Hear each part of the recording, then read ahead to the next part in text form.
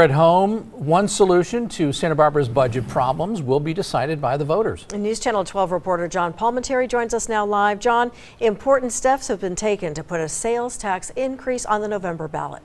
Well, we now know it's going to be on the ballot, and in the coming months, the city of Santa Barbara is going to be making a case to its voters to possibly approve. They have the option, of course, to deny what will be a half-cent sales tax increase. The issue of a sales tax increase is now going to voters in Santa Barbara. The Santa Barbara City Council unanimously voted Tuesday to put the issue on the ballot. The City Finance Director Keith DeMartini says it's estimated to bring in $15.6 million annually at a time when the city's finances are struggling. The budget is estimated to be $7.4 million in debt. If passed, the measure would have specific uses for the funds, and those will be detailed to the voters on the ballot.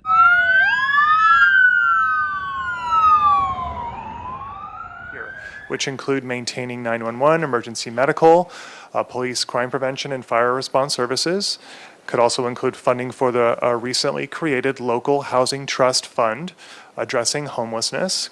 A member of the Santa Barbara Library Board said she hoped funds would be used for the East Side Library to bring it up to a level of the main Central Library, saying across the board, the services need to be equitable.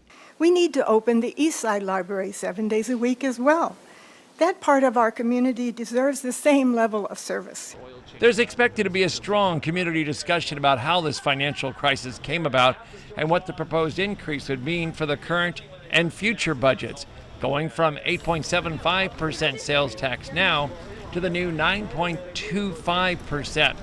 Having an oversight of the funds to make sure they're correctly used is also built into the plan. This tax measure, very similar to Measure C that was adopted by the voters back in 2017, would require audits. There would be public spending disclosures, and all of the funds that would be generated from this measure would stay here locally, 100% of them, and they would be used locally for City of Santa Barbara services. The city has not said what would happen if this measure does not pass, and no other large revenue source is found. As for the city reserves, they're protected and provide about 3 months worth of funding in case of a big disaster or financial collapse. The ballot measure will now be prepared, and the voters will see it in October for the November 5th election.